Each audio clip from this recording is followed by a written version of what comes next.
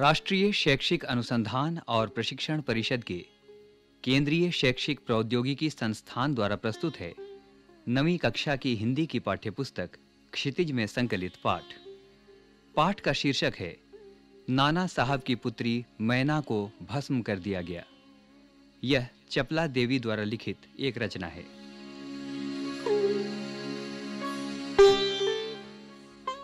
द्विवेदी युग की लेखिका चपला देवी के व्यक्तित्व एवं कृतित्व के बारे में जानकारी उपलब्ध नहीं हो पाई है। स्वतंत्रता आंदोलन के दौरान पुरुष लेखकों के साथ-साथ अनेक महिलाओं ने भी अपने-अपने लेखन से आजादी के आंदोलन को गति दी। उनमें से एक लेखिका चपला देवी भी रही हैं। कई बार अनेक रचनाकार इतिहास में दर्ज होने से रह जाते हैं। चपला देवी भी उन्हीं में से एक हैं। ये एक ऐतिहासिक सच्चाई है कि सन 1857 की क्रांति के विद्रोही नेता धुंधुपंत नाना साहब की पुत्री बालिका मैना आजादी की नन्ही सिपाही थी, जिसे अंग्रेजों ने जलाकर मार डाला। बालिका मैना के बलिदान की कहानी को चपला देवी ने एक गद्य रचना में प्रस्तुत किया।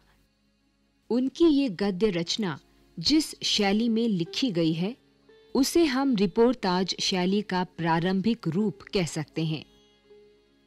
आज अखबारों में अधिकांश खबरें रिपोर्टाज शैली में लिखी जाती है। स्वाधीनता आंदोलन में पत्र पत्रिकाओं और अखबारों की बहुत बड़ी भूमिका रही। बालिका मैना की ये कथा हिंदू पंच पत्रिका के बलिदान अंक में 1930 में प्रकाशित हुई थी। ये अंक उस समय अंग्रेजों द्वारा जब्त कर लिया गया था। स्वाधीनता आंदोलन में महिलाओं ने तो योगदान दिया ही, बालिकाएं भी पीछे नहीं रहीं। उस गौरवशाली लेकिन भूली बिसरी यादों को फिर से जीवित करने और किशोर पीढ़ी को उनसे परिचित करवाने के उद्देश्य से प्रस्तुत है चपला देवी की रचना नाना साहब की पुत्री मैना को भस्म कर दिया गया।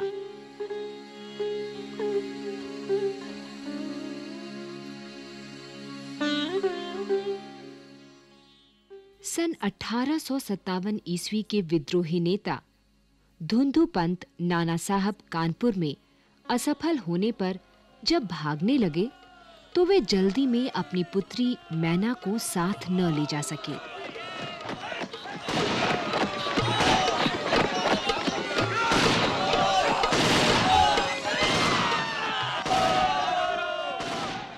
देवी मैना बिठूर में पिता के महल में रहती थी, पर विद्रोह दमन करने के बाद अंग्रेजों ने बड़ी ही क्रूरता से उस निरीह और निरपराध देवी को अग्नि में भस्म कर दिया। उसका रोमांचकारी वर्णन पाषाण हृदय को भी एक बार द्रवीभूत कर देता है।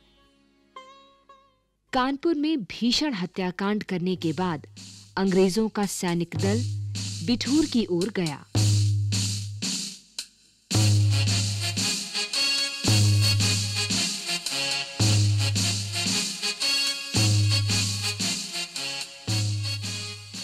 बिठूर में नाना साहब का राजमहल लूट लिया गया, पर उसमें बहुत थोड़ी संपत्ति अंग्रेजों के हाथ लगी।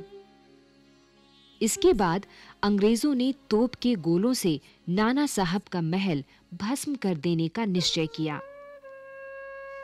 सैनिक दल ने जब वहां तोपें लगाईं, उस समय महल के बरामदे में एक अत्यंत सुंदरी बालिका आकर खड़ी हो गई।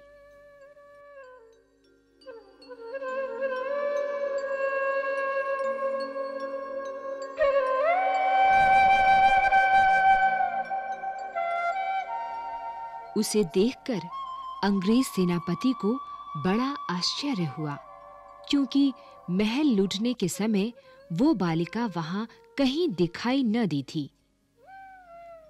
उस बालिका ने बरामदे में खड़ी होकर अंग्रेज सेनापति को गोले बरसाने से मना किया।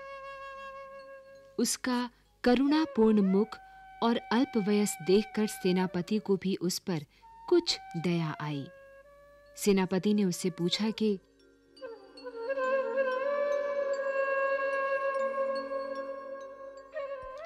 क्या चाहती है? बालिका ने शुद्ध अंग्रेजी भाषा में उत्तर दिया। क्या आप कृपा कर इस महल की रक्षा करेंगे? क्यों? तुम्हारा इसमें क्या उद्देश्य है? आप ही बताइए कि यह मकान गिराने में आपका क्या उद्देश्य है? ये मकान विद्रोहियों के नेता नाना साहब का वासस्थान था। सरकार ने इसे विध्वंस कर देने की आज्ञा दी है। आपके विरुद्ध जिन्होंने शस्त्र उठाए थे वे दोषी हैं, पर इस जड़ पदार्थ मकान ने आपका क्या अपराध किया है? मेरा उद्देश्य इतना ही है कि यह स्थान मुझे बहुत प्रिय है। इसी से मैं प्रार्थना करती हूँ, इस मकान की रक्षा कीजिए। मुझे ये मकान गिराना ही होगा। मैं जानती हूँ कि आप जनरल हे हैं। आपकी प्यारी कन्या मेरी में और मुझ में बहुत प्रेम संबंध था। कई वर्ष पूर्व मेरी मेरे पास बराबर आती थी और मुझे हृदय से चाहती थी। उस समय आप भी हमारे यहाँ आते थे और मुझे अपनी पुत्री के ही समान प्यार करते थे।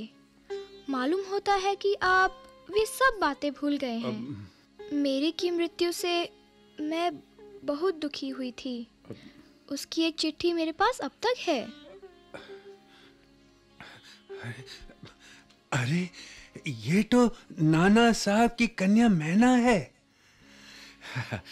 हाँ, मैंने तुम्हें पहचाना कि तुम मेरी पुत्री मेरी की सहचरी हो, किंतु मैं जिस सरकार का नौकर हूँ उसकी आज्ञा नहीं टाल सकता। तो भी मैं तुम्हारी रक्षा का प्रयत्न करूंगा।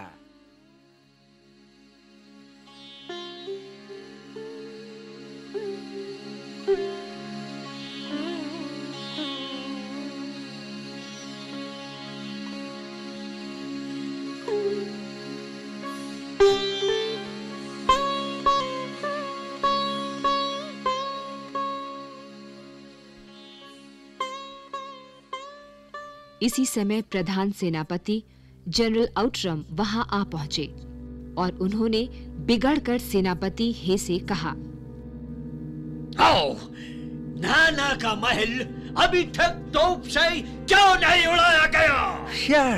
सर मैं इसी फिक्र में हूँ, किंतु आपसे एक निवेदन है। क्या किसी तरह नाना का महल बच सकता है? आओ, गवर्नर जनरल की आज्ञा के बिना यही संभव नहीं। नाना साहेब पर अंग्रेजों का क्राउड बहुत अधिक है।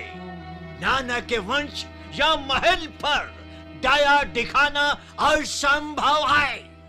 तो गवर्नर जनरल लॉर्ड कैनिंग को इस विषय का एक तार देना चाहिए। आओ, आखिर आप ऐसा क्यों चाहते हैं?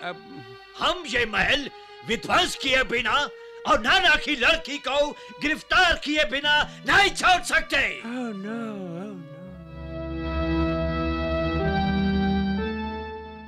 सेनापति हे मन में दुखी होकर वहां से चला गया। इसके बाद जनरल आउटरम ने नाना का महल फिर घेर लिया। आगे बढ़ो, किले के अंदर चलो, जल्दी किले के अंदर चलो।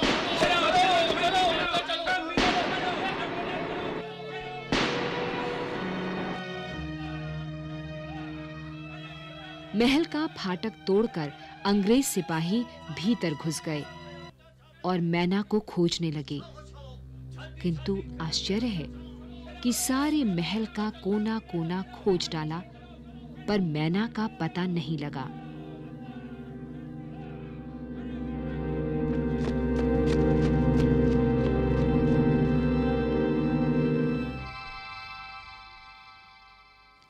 उसी दिन संध्या समय लॉर्ड कैनिंग का एक तार आया, जिसका आशय इस प्रकार था। लंदन के मंत्रिमंडल का ये मत है कि नाना का स्मृति चिन्ह तक मिटा दिया जाए, इसलिए वहां की आज्ञा के विरुद्ध कुछ नहीं हो सकता।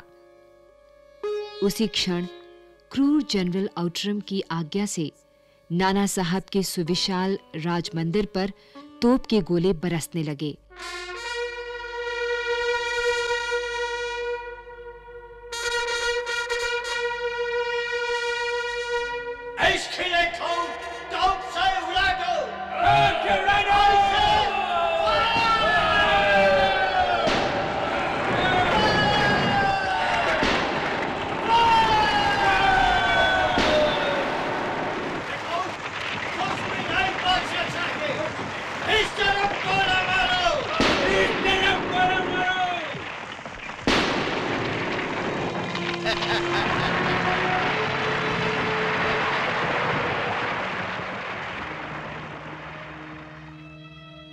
घंटे भर में वो महल मिट्टी में मिला दिया गया। उस समय लंदन के सुप्रसिद्ध टाइम्स पत्र में 6 सितंबर को ये एक लेख में लिखा गया, बड़े दुख का विषय है कि भारत सरकार आज तक उस दुर्दांत नाना साहब को नहीं पकड़ सकी जिस पर समस्त अंग्रेज जाति का भीषण क्रोध है। जब तक हम लोगों के शरीर में रक्त रहेगा, तब तक कानपुर में अंग्रेजों के हत्याकांड का बदला लेना हम लोग न भूलेंगे। उस दिन पार्लियामेंट की हाउस ऑफ लॉर्ड्स सभा में सर थॉमस हे की एक रिपोर्ट पर बड़ी हंसी हुई, जिसमें सर हे ने नाना की कन्या पर दया दिखाने की बात लिखी थी। हे के लिए निश्चय ही ये कलंक की बात है। जिस नाना ने अंग्रेज नर नारियों का संहार किया, उसकी कन्या के लिए क्षमा? अपना सारा जीवन युद्ध में बिताकर अंत में वृद्धावस्था में सर थॉमस हे एक मामूली महाराष्ट्र बालिका के सौंदर्य पर मोहित होकर अपना कर्तव्य ही भूल गए।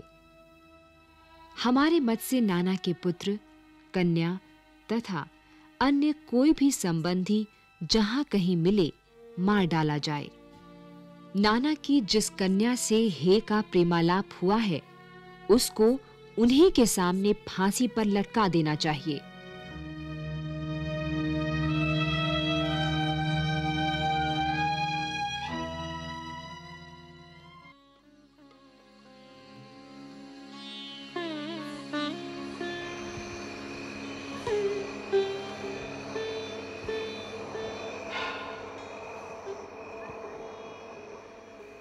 सन 57 के सितंबर मास में अर्धरात्रि के समय चांदनी में एक बालिका स्वच्छ उज्जवल वस्त्र पहने हुए नाना साहब के भग्नावशिष्ट प्रासाद के ढेर पर बैठी रो रही थी।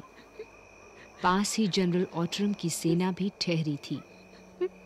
कुछ सैनिक रात्रि के समय रोने की आवाज सुनकर वहां गए। बालिका केवल रो रही थी। सैनिकों के प्रश्न का कोई उत्तर नहीं देती थी। इसके बाद कराल रूपधारी जनरल आउटरम भी वहां पहुंच गया। वो उसे तुरंत पहचान कर बोला, ओह, ये नाना की लड़की मैना है।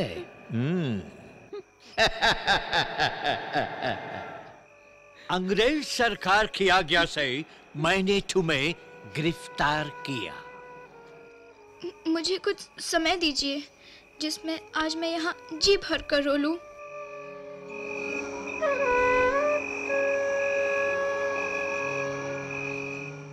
पर पाषाण हृदय वाले जनरल ने उसकी अंतिम इच्छा भी पूरी न होने दी। उसी समय मैना के हाथ में हथकड़ी पड़ी और वह कानपुर के किले में लाकर कैद कर दी गई। उस समय महाराष्ट्रीय इतिहासवेत्ता महादेव चिटनवीस के बाखर पत्र में छपा था, कल कानपुर के किले में एक भीषण हत्याकांड हो गया। नाना साहब की एकमात्र कन्या मैना धधकती हुई आग में जलाकर भस्म कर दी गई।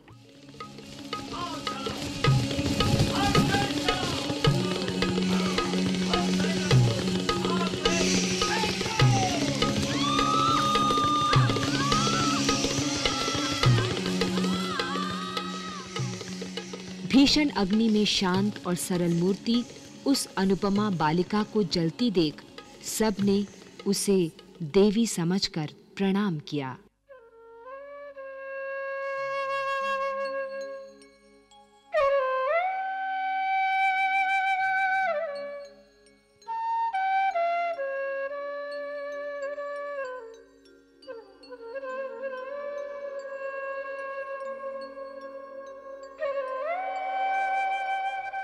नाना साहब की पुत्री मैना को भस्म कर दिया गया। अभी आप सुन रहे थे ये कार्यक्रम। आलेख चपला देवी, विषय संयोजन डॉक्टर चंद्रा सदायत और डॉक्टर माधवी कुमार, कलाकार राजश्री त्रिवेदी, दिनेश वर्मा, कीमती आनंद और हन्ना, तकनीकी निर्देशन सतीश लाडे, निर्माण सहयोग दाऊ दयाल चतुर्वेदी तथा निर्माण एवं प्रस्तुति अजीत होरो।